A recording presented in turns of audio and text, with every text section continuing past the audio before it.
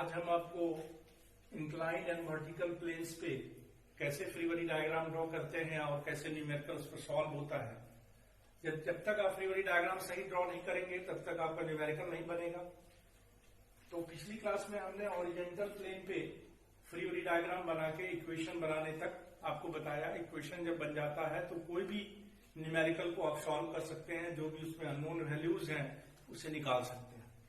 उसी तरह inclined plane और वर्टिकल प्लेन के बारे में आज हम बता रहे हैं। इंक्लाइंड प्लेन वो प्लेन है जो हॉरिजॉन्टल से कुछ एंगल बनाकर हो, जैसे इसे इंक्लाइंड प्लेन कहते हैं। ये एक इंक्लाइंड प्लेन है, हॉरिजॉन्टल से देखिए कुछ एंगल बनाकर, और इस एंगल को एंगल ऑफ इंक्लिनेशन कह सकते हैं। एंगल ऑफ इंक्लिनेशन नाम है इसका। ये इंक्लाइंड प्लेन है। यदि इस इंक्लाइंड प्लेन के ऊपर किसी भी ब्लॉक को या बॉडी को रख दिया जाए जिसका मास m हो, मास भी दिया जा सकता है, वेट भी दिया जा सकता है। तो देखिए हॉरिजॉन्टल और इंक्लाइंड प्लेन में डिफरेंस क्या है कि हॉरिजॉन्टल प्लेन पे जैसा हमने पिछली क्लास में बताया कि हॉरिजॉन्टल प्लेन में यदि कोई एक्सटर्नल फोर्स नहीं लगा रहे तो फ्रिक्शन नहीं होगा, लेकिन इंक्लाइंड प्लेन पे जैसे बॉडी को आप डालेंगे तो बॉडी का जो झुकाव है, ये एंगल, ये इस पर एक फोर्स लगा रहा है जिसकी वजह से ये नीचे उसको ढकेलना चाहता है। तो इसलिए इंक्लाइंड प्लेन पे हमेशा फ्रिक्शन लगेगा बिना एक्सटर्नल फोर्स के भी। ये एकदम माइंडसेट कर लीजिए आप। यानी यहां आपको फोर्स ऑफ फ्रिक्शन काम कर रहा है क्योंकि बॉडी की टेंडेंसी डाउनवर्ड जाने की है यदि इसमें एक्सटर्नल फोर्स नहीं है। तो अब इस प्लेन में चूंकि फ्रिक्शनल प्लेन है तो स्वाभाविक है कि फ्रिक्शनल प्लेन को इस तरह से दिखाया जाता है, थोड़ी हैचिंग की जाती है और यहां म्यू का मान लिख दिया जाता है, जो भी इसकी वैल्यू है 0.1, 0.2, 1 के नीचे, 0 से 1 के बीच, यही म्यू का मान होता है। मास दिया रहेगा, थीटा दिया रहेगा, कोई भी एक अननोन वैल्यूज रहेगा जिसको आपको फाइंड करना होगा। तो सबसे पहले आपको क्या करना है, इसका फ्री बॉडी डायग्राम ड्रॉ करना है। फ्री बॉडी डायग्राम ड्रॉ करने के लिए आप उसी तरह सारा ट्रिक यूज करेंगे जो आपने पीछे किया है। ये एंगल मेरा थीटा है। अब देखिए हमने क्या किया था, हॉरिजॉन्टल में भी क्रॉस किया था, तो यहां भी हम क्रॉस करेंगे बॉडी को, देखिए इस तरह से। अब जो ये सेंटर हमारा मीट कर रहा है, यहां से एकदम 90 डिग्री पे आप एक लाइन खींचेंगे और ये प्लेस होगा मेरा वेट का, यानी कि mg। हमेशा यहां वेट लिखना है आपको। यदि मास दिया हुआ है 10 kg तो उसको आप g से मल्टीप्लाई करके न्यूटन में कन्वर्ट कर लें, क्योंकि वेट एक फोर्स है। जैसे हेड लगा तो फोर्स हो गया।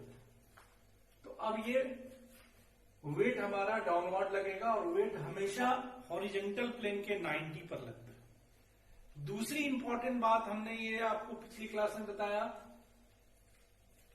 कि हमेशा नॉर्मल रिएक्शन प्लेन के 90 पर लगता है। तो देखिए प्लेन हमारा ये है, प्लेन के 90 पर हमेशा नॉर्मल रिएक्शन ऊपर की तरफ, यहां पर ये हो गया आपका n का प्लेस, यानी नॉर्मल रिएक्शन। दूसरी बात कि ये जो हमारा झुकाव कोण है, यानी एंगल ऑफ इंक्लिनेशन, हॉरिजॉन्टल और इंक्लाइंड प्लेन के बीच का एंगल, वो एंगल हमेशा इस एंगल के बराबर होगा बाय द ज्योमेट्री।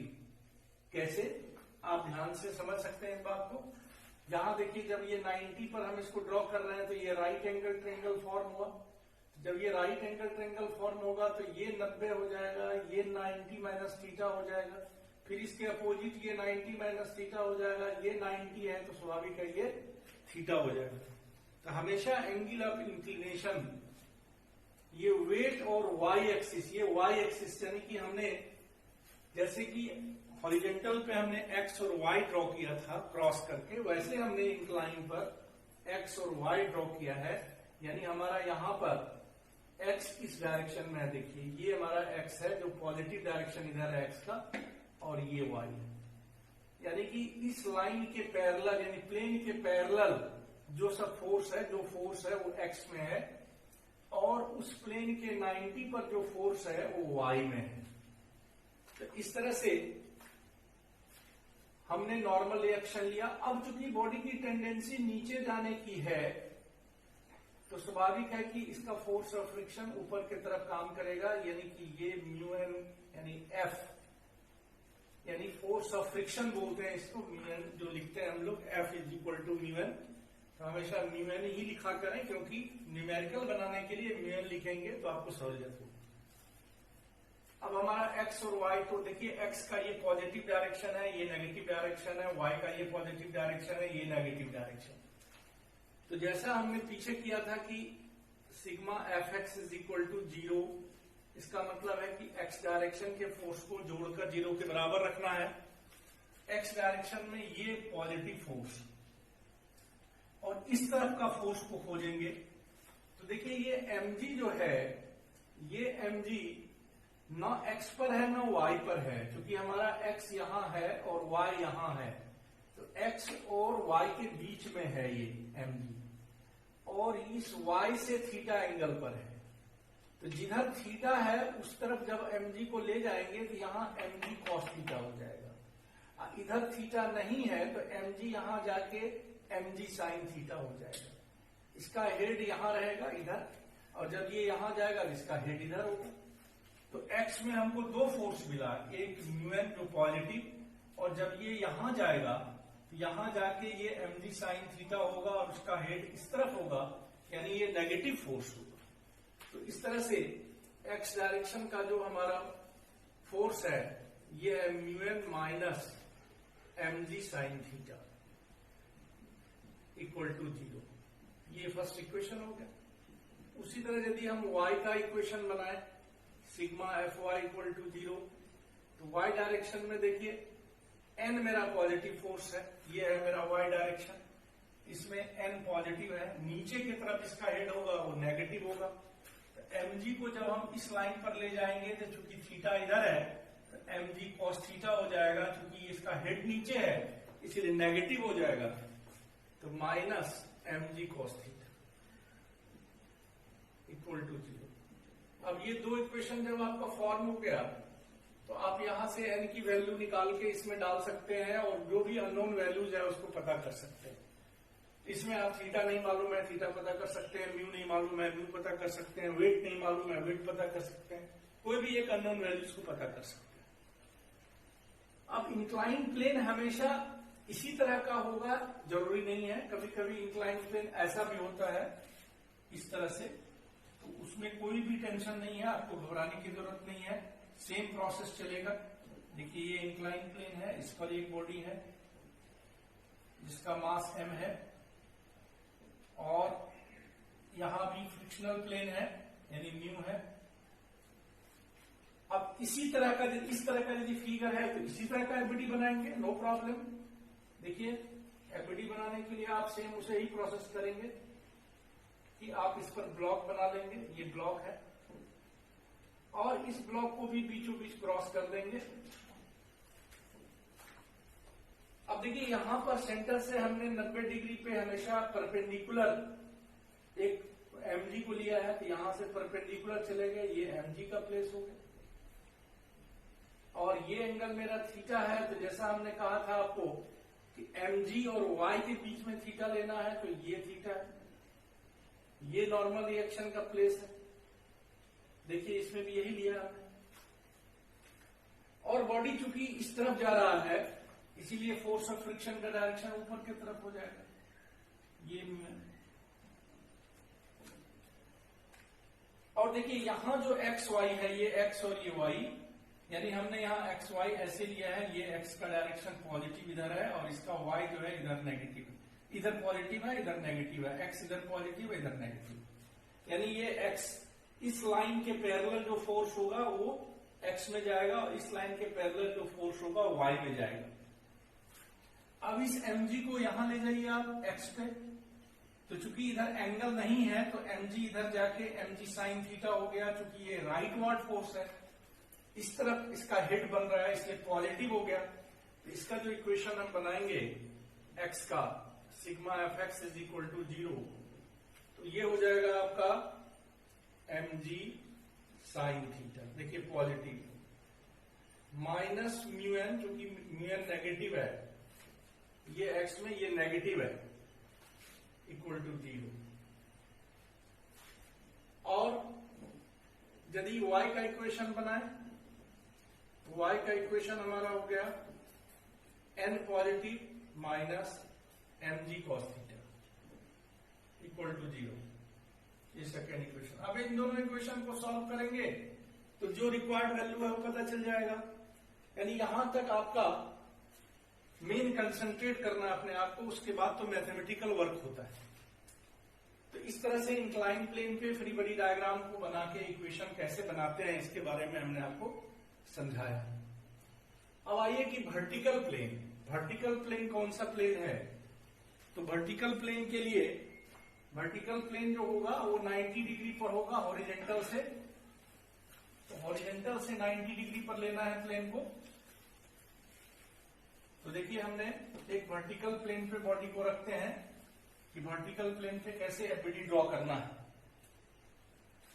ये हमारा एक मान लीजिए कि इस तरह का हमारे पास कोई मैकेनिज्म दिया हुआ है। इस तरह से प्लेन, दो प्लेन है, एक हॉरिजॉन्टल एक वर्टिकल, दोनों प्लेन को इस तरह से दिखाया गया है। अब कोई ऐसा बॉडी है जो कि इस प्लेन पर इस तरफ यहां पर किसी अरेंजमेंट के द्वारा इस तरह से रखा गया है। अब इस तरह से जब प्लेन इसमें सटा रहेगा, एक्चुअली ये प्लेन जो दिया गया है आप ऐसे समझिए कि इधर से कोई ऐसा अरेंजमेंट होता है जिसकी वजह से उस प्लेन में वो सटा होता है। कोई रॉड से ज्वाइंट होता है या किसी चीज से ज्वाइंट होता है जिसकी वजह से वो बॉडी उस प्लेन में रहता है। तो हमें पर्पस सिर्फ ये है कि वर्टिकल प्लेन में बॉडी का फ्री बॉडी डायग्राम कैसे बनाएंगे।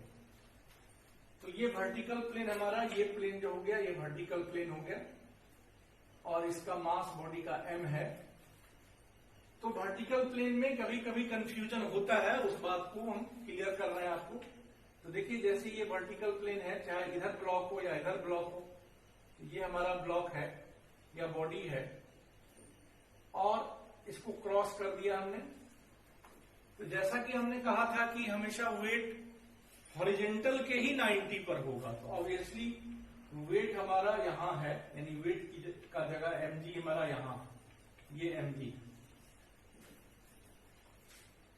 अब नॉर्मल रिएक्शन प्लेन के 90 पर, प्लेन मेरा ये है, तो प्लेन के 90 पर यानी ये हो गया आपका n। देखिए ये n है, ये n का डायरेक्शन, और बॉडी चूंकि नीचे जा रहा है तो इसीलिए फोर्स ऑफ फ्रिक्शन का डायरेक्शन ये ऊपर की तरफ, ये μn। और इस तरह के क्वेश्चन में कोई न कोई ऐसा अरेंजमेंट होगा जो कि जिस अरेंजमेंट की वजह से एक फोर्स और क्रिएट हो जाएगा। वो अगले क्वेश्चंस में आगे जब हम क्वेश्चंस बताएंगे आपको उसमें देखेंगे आप। तो इस तरह से आपको फ्री बॉडी डायग्राम केवल कैसे किधर जाता है, कौन सा फोर्स, वो चीज हमने बताया कि नॉर्मल हमेशा प्लेन के 90 पर, वेट हमेशा हॉरिजॉन्टल के 90 पर, फोर्स ऑफ फ्रिक्शन मोशन के अपोजिट, जिधर टेंडेंसी है ब्लॉक के जाने की उसके अपोजिट। तो इस तरह से वर्टिकल प्लेन पे आप एफबीडी बनाएं और हॉरिजॉन्टल पर हमने बताया यदि ये आप ठीक से बना लेते हैं तो हॉरिजॉन्टल वर्टिकल पे आपको प्रॉब्लम नहीं होगा। अब देखिए जैसा कि एक चीज और हम बताना चाहते हैं जिसको समझने में बच्चों को दिक्कत होती है, वो है angle of friction. Angle of friction, और दूसरी चीज है एंगल ऑफ रिपोज। इन दोनों चीजों को भी समझिए आप ठीक से। एंगल ऑफ फ्रिक्शन और एंगल ऑफ रिपोज क्या है। इंक्लाइन प्लेन हॉरिजॉन्टल से जो एंगल बनाया उसको एंगल ऑफ इंक्लिनेशन कहते हैं, आपको बता चुके हैं।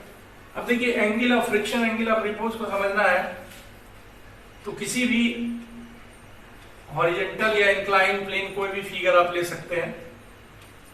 ये मेरा एक हॉरिजॉन्टल प्लेन पे हम दिखा रहे हैं एक बॉडी को, और इसको किसी एक एक्सटर्नल फोर्स लगा के इसको पुल कर रहे हैं, जैसा हमने पीछे बताया आपको। अब इसका फ्री बॉडी डायग्राम जब बनाते हैं तो क्या करते हैं कि इसका फ्री बॉडी डायग्राम बनाने के लिए इसको क्रॉस करते हैं बीचों बीच, और यहां नीचे हम लोग लिखते हैं mg और ऊपर लिखते हैं नॉर्मल रिएक्शन, और ये हमारा है एक्सटर्नल फोर्स P, और मोशन जिधर है बॉडी की टेंडेंसी जाने की, उसके अपोजिट में फोर्स ऑफ फ्रिक्शन यानी म्यू। अब देखिए ये तो एक तरीका है कि फोर्स को कैसे दिखाना है। कोई म्यू को यहां भी दिखाते हैं, आप कहीं भी दिखा सकते हैं अपने तरीके से, डायरेक्शन और हेड उसका सही होना चाहिए। अब इसी में देखिए कि इस एफबीडी को हम ऐसे भी बना सकते हैं। इस एफबीडी में देखिए ये सेंटर है बॉडी का, तो हम चाहें तो इस mg को यहां भी ले सकते हैं इस तरह से। देखिए ये mg और ये नॉर्मल रिएक्शन और ये फोर्स ऑफ फ्रिक्शन और ये एक्सटर्नल फोर्स है हमारा जो इस बॉडी पर लग रहा है। देखिए इस एफबीडी में और इस एफबीडी में कोई डिफरेंस नहीं है दोनों में, इसलिए कि नॉर्मल का हेड इधर है, यहां भी नॉर्मल का हेड इधर है, mg का हेड इधर है, mg का भी हेड इधर है, μn और p यहां भी वही है। कहने का मतलब ये है कि ये एक तरीका है, अपने अपने तरीके से लोग करते हैं। ये तरीका आपने बताया, इस तरीके से भी लोग करते हैं। अब यदि हमें दो फोर्स यदि आ जाए एक जगह पर 90 डिग्री पे दोनों फोर्स है और दोनों फोर्स के बीच में हम चाहे तो दोनों फोर्स को कन्वर्ट करके एक फोर्स में, रिजल्टेंट फोर्स में उसको ले जा सकते हैं। अभी तो वेक्टर हमने बताया नहीं है, वेक्टर आप जब पढ़ेंगे तो वेक्टर में इन चीजों की जानकारी है कि ये दोनों फोर्स जिसका हेड एक तरफ है, इसके बीच में ही कभी रिजल्टेंट फोर्स काम करेगा। ये रिजल्टेंट फोर्स R है मान लीजिए, तो ये N और R के बीच का जो एंगल होगा, इसी एंगल को एंगल ऑफ फ्रिक्शन यानी फाई कहते हैं। फाई से डिनोट किया जाता है एंगल ऑफ फ्रिक्शन को, उसका सिंबल है।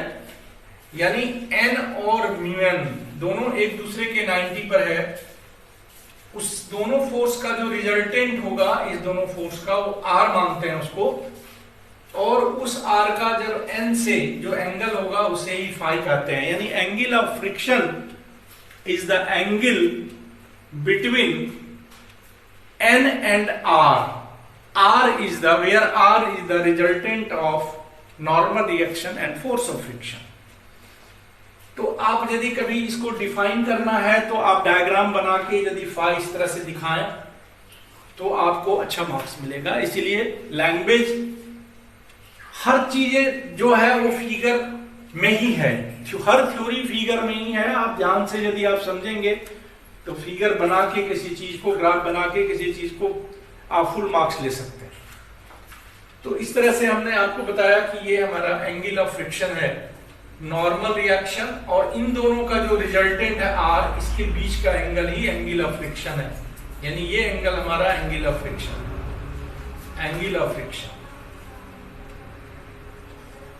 ये एंगल ऑफ फ्रिक्शन कहलाता है, जिसको फाई में डिनोट करते हैं। अब एंगल ऑफ रिपोज क्या है? Angle of repose incline plane पर आप आइए, इस पर एक बॉडी को रख दिया, इसका मास m है,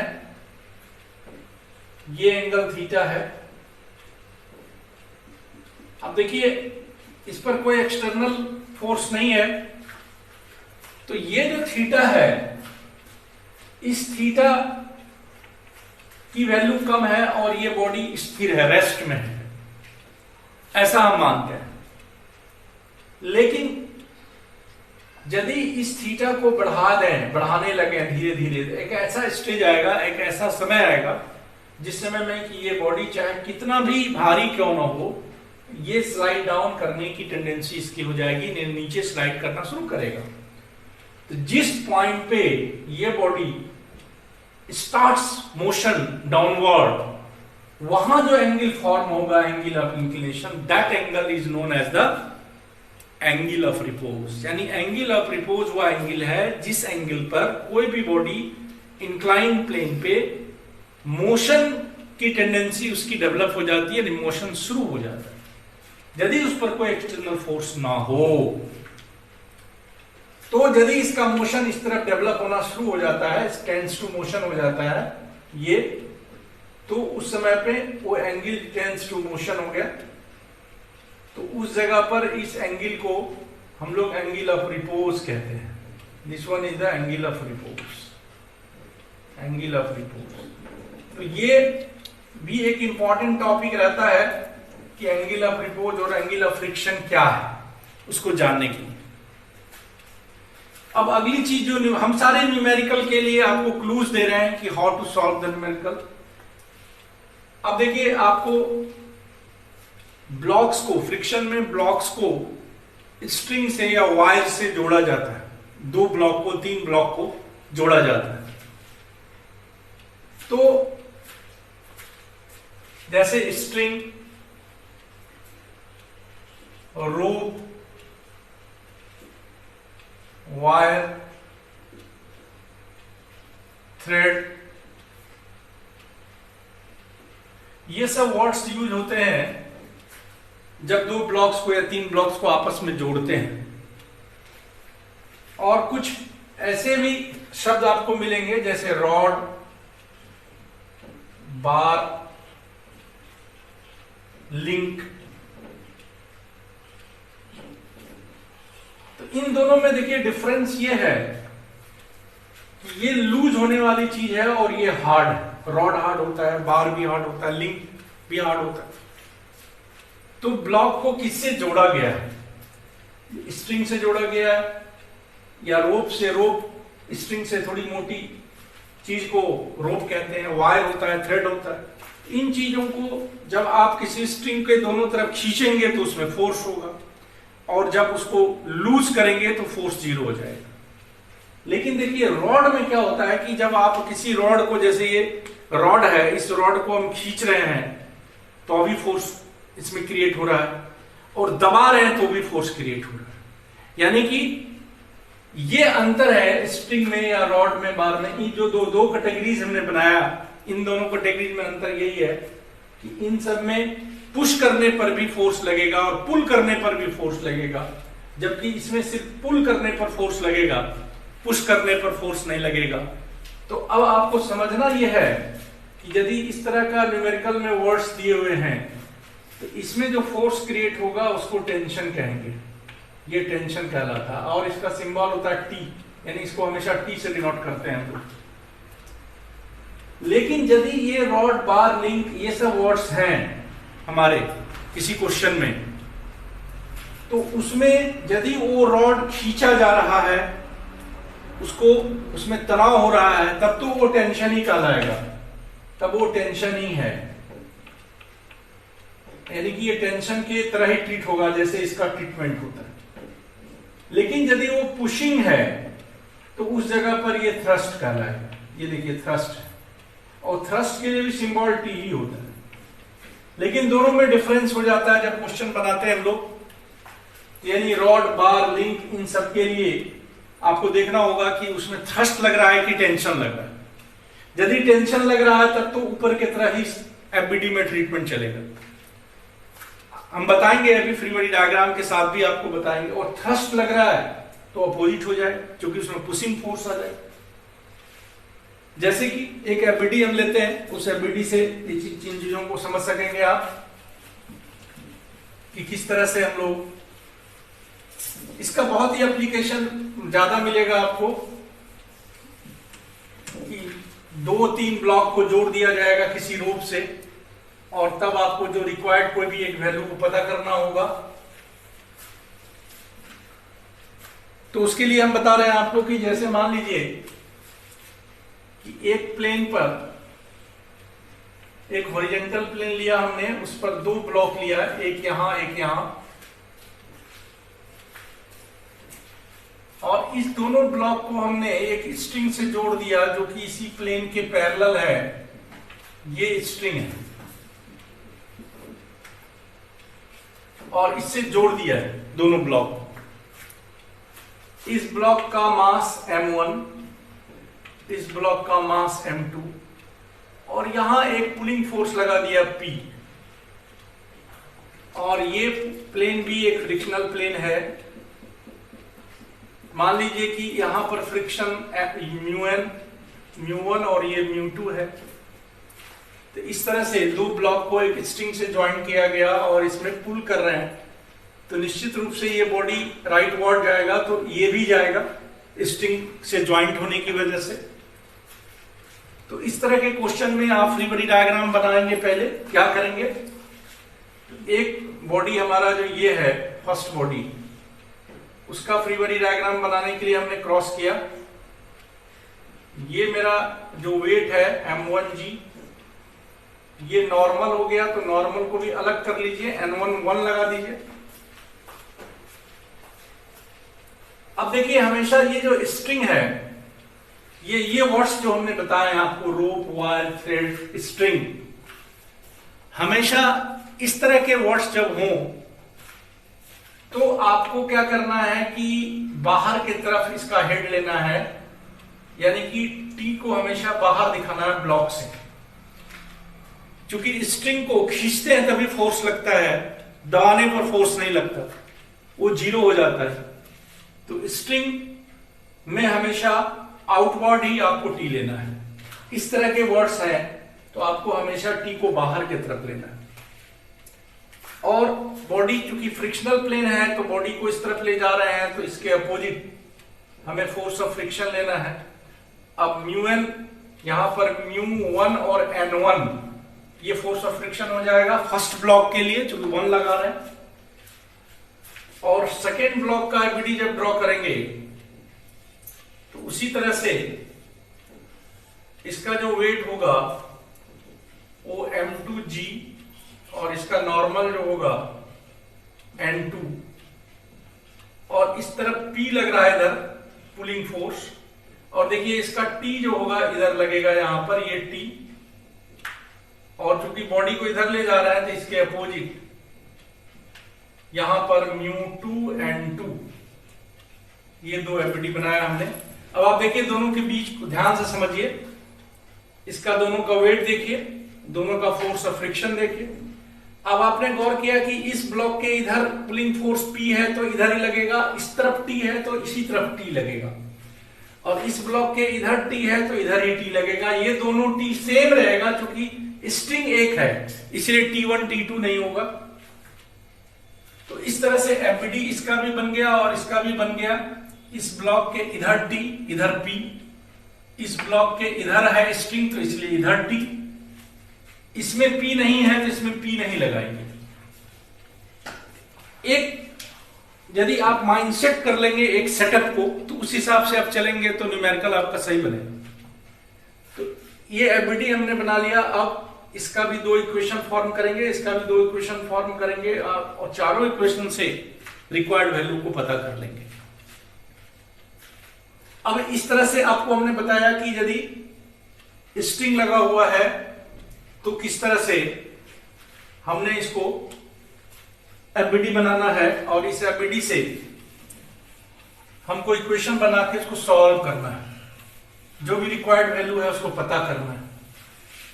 अब आपको हम बताएंगे कि यदि ये रॉड है तो क्या होगा, या बार है या लिंक है, तो ऐसी जगह पर हम क्या करेंगे। तो देखिए दो सिचुएशन दिखाते हैं। ये एक ब्लॉक है,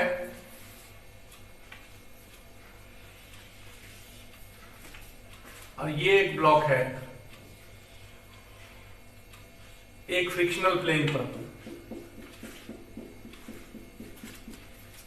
और दोनों को ज्वाइंट किया गया है बार से या रॉड से। मान लीजिए कि रॉड से ज्वाइंट किया गया, इसका मास m1, इसका मास m2, और इसको एक फोर्स लगा के, पुलिंग फोर्स लगा के इसको हम खींच रहे हैं P। इसका कोएफिशिएंट ऑफ फ्रिक्शन μm, μ1 यानी μ2। तो अब देखिए ये जो फ्री बॉडी डायग्राम इसका बनेगा, सेम वही बनेगा जो हमने इससे पीछे बनाया। क्योंकि यहां पर क्या कर रहे हैं हम लोग कि लगा हुआ तो रॉड है, लेकिन बॉडी को जो खींच रहे हैं तो ये रॉड में भी खिंचाव हो रहा है स्ट्रिंग के तरह, जैसे स्ट्रिंग में होता है। तो इसीलिए इसके फ्री बॉडी डायग्राम में कोई चेंजेस नहीं आएगा। इसमें हम इस तरफ टी लेंगे, इसमें इस तरफ टी लेंगे, इसके इधर पी लेंगे, और सारी चीजें जैसे लेते हैं वैसे लेंगे। तो इस तरह से आपने देखा कि रॉड या बार या लिंक यदि उसको हम खींच रहे हैं, उसमें टेंशन फोर्स क्रिएट हो रहा है यहां पर स्ट्रिंग के तरह, तो इसमें कोई चेंजेस नहीं होगा।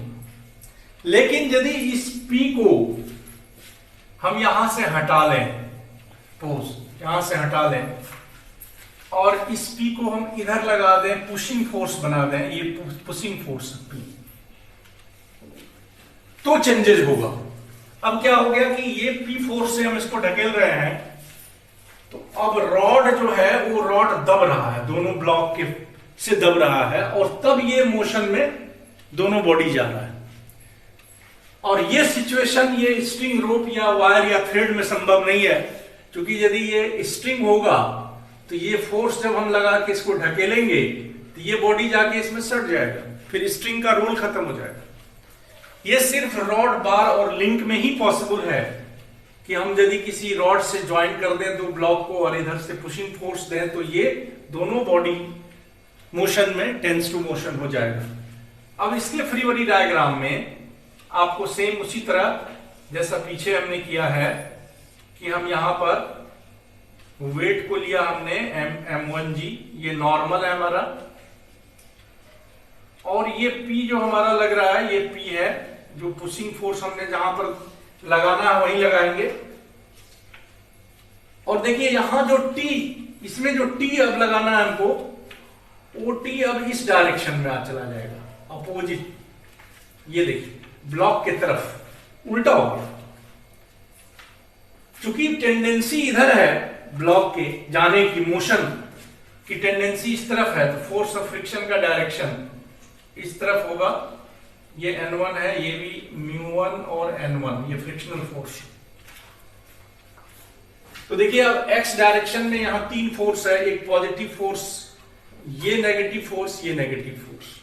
y में एक फोर्स, दो फोर्स, पॉजिटिव नेगेटिव। उसी तरह सेकेंड एफबीडी जब हम बनाएंगे, सेकेंड एफबीडी को भी उसी तरह आप करिए। तो ये हमारा M2G, ये हमारा नॉर्मल रिएक्शन यानी N2, और यहां भी T जो है इसी तरह अंदर की तरफ इसका हेड होगा T का। देखिए जैसे इसमें अंदर गया वैसे इसमें अंदर आएगा, और फोर्स ऑफ फ्रिक्शन का डायरेक्शन अंदर के इस तरफ, opposite to the motion M2 N2। देखिए μ2 N2। तो हमने इसमें P नहीं है तो P नहीं लगाएंगे, T लग रहा है इसे, तो इसका एफबीडी ये हो गया, इसका एफबीडी हो गया। तो आपने ये देखा कि यदि स्ट्रिंग, वायर, रोप, थ्रेड हो तो एफबीडी में क्या, कैसे एफबीडी बनाते हैं, रॉड, बार, लिंक ऐसा हो तो कब टेंशन होगा, कब थ्रस्ट होगा, ये जो सिचुएशन दिखा रहे हैं यही थ्रस्ट है। और यदि ये P इधर लगा के इसको खींचे दोनों ब्लॉक को रॉड रहने पर, तब वो टेंशन का पोजीशन बनेगा जो स्ट्रिंग की तरह ही हो। तो इस तरह से आप न्यूमेरिकल कुछ भी है उसको आप ध्यान से पढ़िए कि उसमें क्या है, स्ट्रिंग है, वायर है या रॉड है, और एफबीडी किस तरह से उसका बनाना है। एफबीडी सही होगा और इक्वेशन सही बना लेंगे तो ऐसी कोई बात नहीं है कि न्यूमेरिकल नहीं बनेगा, चाहे कैसा भी न्यूमेरिकल क्यों ना हो। ठीक है, okay, thank you. Next day फिर हम अगले टॉपिक को लेके